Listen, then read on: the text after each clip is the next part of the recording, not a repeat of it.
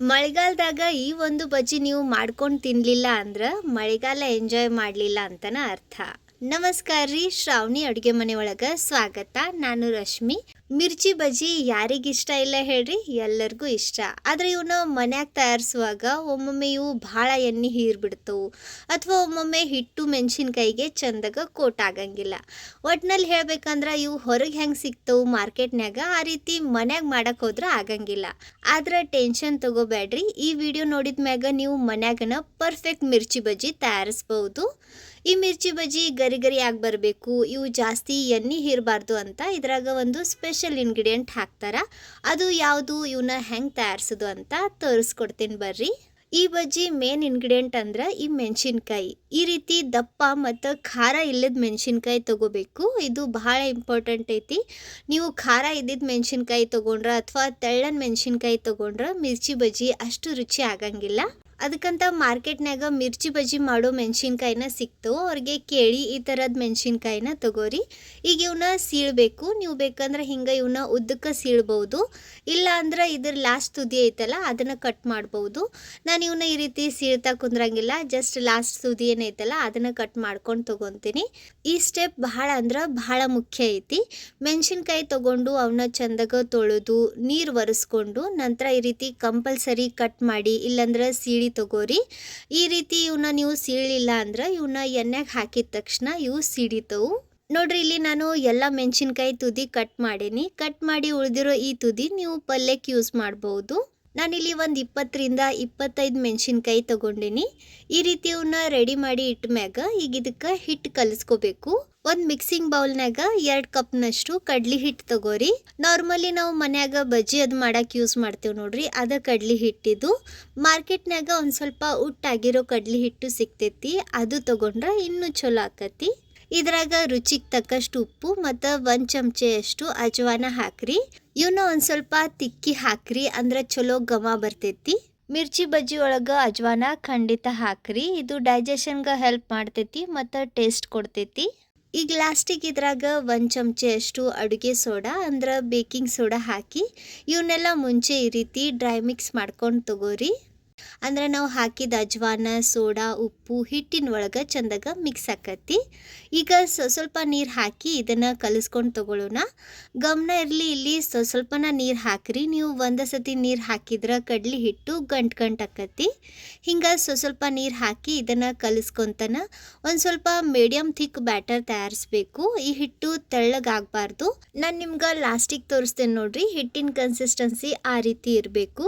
ಹಿಟ್ಟು ಭಾಳನ ತೆಳ್ಳಗಾದ್ರೆ ಮೆಣಸಿನ್ಕಾಯಿಗೆ ಇದು ಚಂದಗ ಕೋಟ್ ಆಗಂಗಿಲ್ಲ. ಅದರಿಂದ ನೋಡಿಕೊಂಡು ಈ ಥರ ಸ್ವಲ್ಪನ ನೀರು ಹಾಕ್ತಾ ಹಿಟ್ಟಿನ ಬ್ಯಾಟರ್ ತಯಾರಿಸ್ಕೊಂಡು ತಗೋರಿ. ಈಗ ಈ ಬಜ್ಜಿ ಗರಿ ಗರಿ ಆಗಿ ಬರಬೇಕು, ಜಾಸ್ತಿ ಎಣ್ಣೆ ಹೀರಬಾರ್ದು ಅಂತ ಇದ್ರಾಗ 2 ದೊಡ್ಡ ಚಮಚೆಯಷ್ಟು ಅಕ್ಕಿ ಹಿಟ್ಟು ಹಾಕ್ರಿ. ಅಕ್ಕಿ ಹಿಟ್ಟು ಅವೈಲೇಬಲ್ ಇಲ್ಲ ಅಂದ್ರೆ ನೀವಿಲ್ಲಿ ಜೋಳದ ಹಿಟ್ಟನ್ನು ಹಾಕ್ಬಹುದು. ಇದನ್ನ ಕಲಿಸ್ಕೊಂಡು 1-2 ನಿಮಿಷ ಈ ರೀತಿ ಮಿಕ್ಸ್ ಮಾಡ್ಕೊಂಡು ತಗೋರಿ. ನೋಡ್ರಿ, ಇಷ್ಟು ಗಟ್ಟಿ ಇರಬೇಕು, ಇದಕ್ಕಿಂತ ತೆಳ್ಳಗಿರಬಾರ್ದು, ಅಂದ್ರನ ಇದು ಮೆಣಸಿನ್ಕಾಯಿಗೆ ಚಂದಾಗ ಕೋಟ್ ಆಕತಿ. ಈಗ ನಾವು ತಯಾರಿಸಿ ಇಟ್ಟಿರೋ ಅಥವಾ ಕಟ್ ಮಾಡಿ ಇಟ್ಟಿರೋ ಮೆಣಸಿನ್ಕಾಯಿ ಏನಿದ್ವು ನೋಡ್ರಿ, ಅವನ್ನ ನಾನಿಲ್ಲಿ ತೋರ್ಸಾಕತ್ತೇನಲ್ಲ, ಹಿಂಗ ಹಿಟ್ಟಿನ ಒಳಗೆ ಎದ್ಬೇಕು. ಈ ಥರ ಇದು ಕೋಟ್ ಆಗಲಿಲ್ಲ, ಭಾಳನ ಥಿನ್ ಲೇಯರ್ ಆಗಾಕತ್ತೈತಂದ್ರೆ ಇನ್ನೊಂದು ಸ್ವಲ್ಪ ಹಿಟ್ಟು ಹಾಕಿ ಕಲಿಸ್ರಿ. ಒಟ್ಟಿನಲ್ಲಿ ಮೆಣಸಿನ್ಕಾಯಿಗೆ ಹಿಟ್ಟು ಈ ಥರ ಚಂದಾಗ ಕೋಟ್ ಆದ್ಮ್ಯಾಗ ಇದನ್ನ ತಕ್ಷಣ ಎಣ್ಣೆ ಒಳಗೆ ಬಿಡಬೇಕು. ನಾನು ಮುಂಚೆನೇ ಎಣ್ಣೆ ಬಿಸಿ ಮಾಡಕ್ಕೆ ಇಟ್ಟಿದ್ದೆ, ಎಣ್ಣೆ ಬಿಸಿ ಆಗೈತಿ. ಈಗ ಈ ಬೌಲ್ನ ಬಾಳ್ಗೆ ಹತ್ರನ ಒಯ್ದು ಮೆಣಸಿನ್ಕಾಯಿ ಹಿಟ್ಟಿನ ಒಳಗೆ ಎದ್ದಿ ತಕ್ಷಣ ಈ ರೀತಿ ಎಣ್ಣೆ ಒಳಗೆ ಬಿಡ್ರಿ. ಈ ಥರ ಇದನ್ನು ತಯಾರಿಸೋದು ಕಷ್ಟ ಅನಿಸಿದ್ರೆ ಇನ್ನೊಂದು ಬಹಳ ಈಸಿ ಮೆಥಡ್ ಐತಿ, ಅದನ್ನು ತೋರಿಸ್ಕೊಡ್ತೀನಿ. ಈ ಥರ ಎಣ್ಣೆಗ ಎಷ್ಟು ಆರಾಮಾಗಿ ಸಾಲ್ತವು ಅಷ್ಟು ಬಜ್ಜಿ ಹಾಕಿದ ಮ್ಯಾಗ ಇವನ್ನ ಮೀಡಿಯಮ್ ಟು ಹೈ ಫ್ಲೇಮ್ನಾಗ ಇಟ್ಟು ಹಿಂಗೆ ಹೊಳಸ್ತಾನ ಫ್ರೈ ಮಾಡಿರಿ. ಈ ಒಂದು ಸ್ವಲ್ಪ ಗೋಲ್ಡನ್ ಬ್ರೌನ್ ಕಲರ್ ಬರಬೇಕು. ಈ ರೀತಿ ಇವನ್ನ ಹೊಳಸಿ ಹಾಕ್ತಾನ ಗೋಲ್ಡನ್ ಬ್ರೌನ್ ಕಲರ್ ಬಂದ್ಮ್ಯಾಗ ಇವನ್ನ ಎಣ್ಣೆ ಬಸ್ತು ತೆಗೆದ್ಬಿಡ್ರಿ.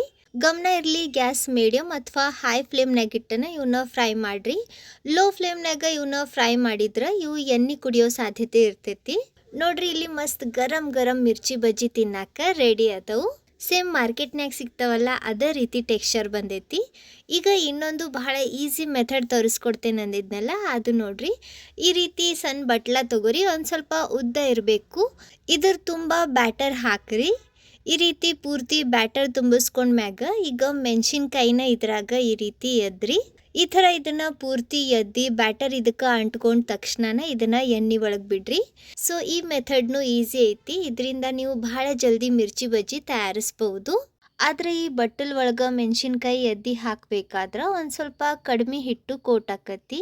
ಮುಂಚೆ ನಾವು ಡೈರೆಕ್ಟ್ ಬೌಲ್ ಒಳಗ ಮೆಣಸಿನ್ಕಾಯಿ ಎದ್ದಿ ಹಾಕಿದಾಗ ಒಂದ್ ಸ್ವಲ್ಪ ಜಾಸ್ತಿ ಹಿಟ್ಟು ಕೋಟ್ ಆಗಿತ್ತು. ಸೊ ಇಷ್ಟ ಡಿಫ್ರೆನ್ಸ್ ಅಂದ್ರೆ ಇಲ್ಲಿ ಒಂದ್ ಸ್ವಲ್ಪ ಕಡಿಮೆ ಹಿಟ್ಟು ಕೋಟ್ ಆಕತಿ. ಬೌಲ್ನಾಗ ಡೈರೆಕ್ಟ್ ಎದ್ದಿ ಹಾಕಿದಾಗ ಒಂದ್ ಸ್ವಲ್ಪ ಜಾಸ್ತಿ ಹಿಟ್ಟು ಕೋಟ್ ಆಕತಿ. ಆದ್ರೆ ಟೇಸ್ಟ್ನಾಗ ಏನು ಡಿಫ್ರೆನ್ಸ್ ಬರಂಗಿಲ್ಲ. ಸೊ ಈ ಎರಡರ ಒಳಗ ನಿಮ್ಗೆ ಯಾವ ಮೆಥಡ್ ಈಸಿ ಅನಿಸ್ತೈತಿ ಆ ಮೆಥಡ್ ಫಾಲೋ ಮಾಡ್ರಿ. ನೋಡ್ರಿ ಇಲ್ಲಿ ನಾನು ಬಟ್ಟಲ್ದಾಗ ಎದ್ದಿನೂ ಇವನ್ನ ತಯಾರಿಸೀನಿ. ಈ ರೀತಿ ಇವನ್ನ ಬಹಳ ಜಲ್ದಿ ತಯಾರಿಸ್ಬಹುದು, ಜಾಸ್ತಿ ಜಂಜಾಟ ಅನ್ಸಂಗಿಲ್ಲ. ನನಗಂತೂ ಬೌಲ್ಕಿಂತ ಈ ಮೆಥಡ್ ಈಸಿ ಅನ್ನಿಸ್ತು. ನಿಮ್ಗೆ ಯಾವ ಮೆಥಡ್ ಈಸಿ ಅನ್ನಿಸ್ತು ಕಮೆಂಟ್ನಾಗ ತಿಳಿಸ್ರಿ. ನಮ್ಮ ಎರಡನೇ ಬ್ಯಾಚ್ನು ರೆಡಿ ಐತಿ. ಈ ರೀತಿ ಇವನ್ನ ಮೀಡಿಯಂ ಟು ಹೈ ಫ್ಲೇಮ್ನಾಗ ಫ್ರೈ ಮಾಡ್ರಿ. ಹೊಂಬಣ್ಣ ಬಂದ್ಮ್ಯಾಗ ಎಣ್ಣೆ ಬಸ್ತು ತೆಗೆದು ಬಿಡ್ರಿ.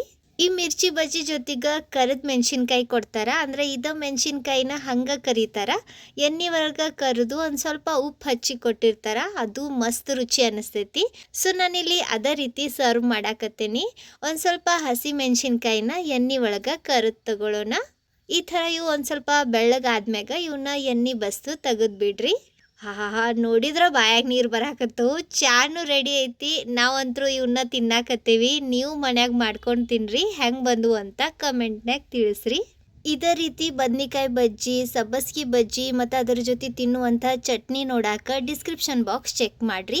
ವಿಡಿಯೋ ಚಲೋ ಅನ್ಸಿದ್ರೆ ಸ್ವಲ್ಪರ ಯೂಸ್ಫುಲ್ ಅಂತ ಅನ್ಸಿದ್ರೆ ಲೈಕ್ ಮಾಡ್ರಿ.